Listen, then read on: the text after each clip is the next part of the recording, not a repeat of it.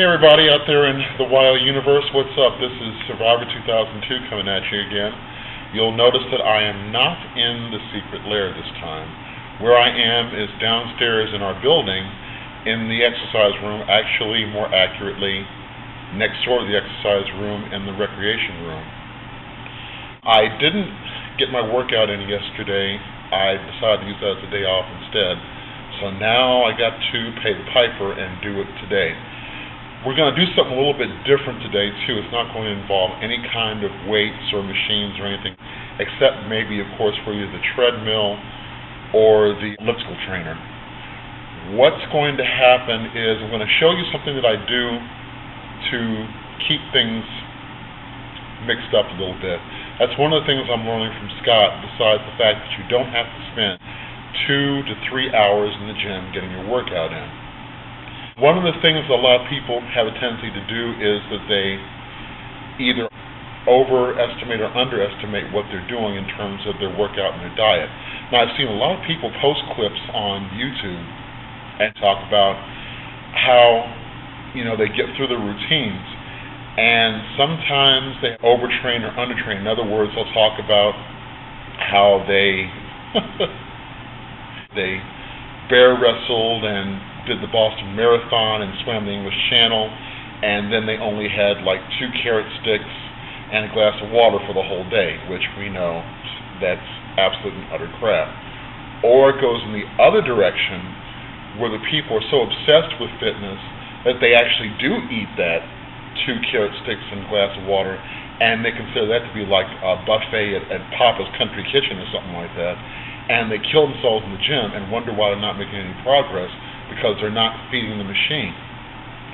I am somewhere in between those two polarities, if you will, and I'm trying right now to make that adjustment, not just fine-tuning, but getting myself back into the better habits where I will definitely be establishing a calorie deficit, where I am burning up more calories than I'm actually taking in.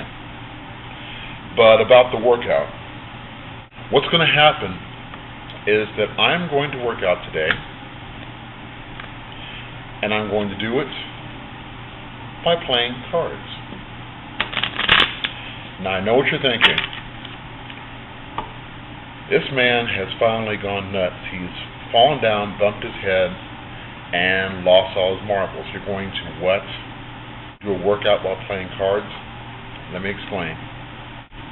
I ordered this series of books from a guy named Matt Fury about maybe 2 or 3 years ago, called Combat Conditioning, in order to explore some more workout possibilities to keep things changed up, because your body adapts so quickly to workouts that you can't stick with the same thing over and over again, because it will adapt to it and go, oh yeah, we've done this before, and before you know it, you're not really accomplishing that much.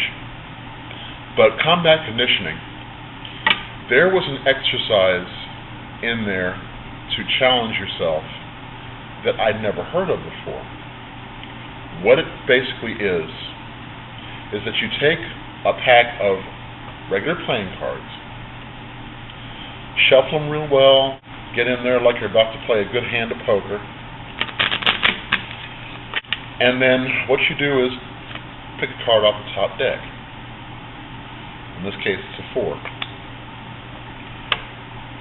When you do that, whatever number's on that card, that's the number of push-ups you do.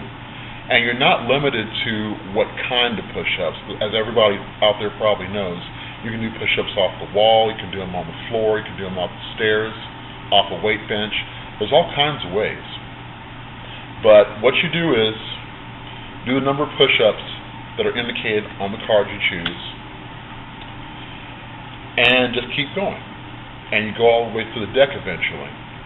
Now, I've tried to do this before, and I think what I did was I had a tendency to overwork myself, because as in poker, face cards are worth 10 points, in other words, 10 push-ups.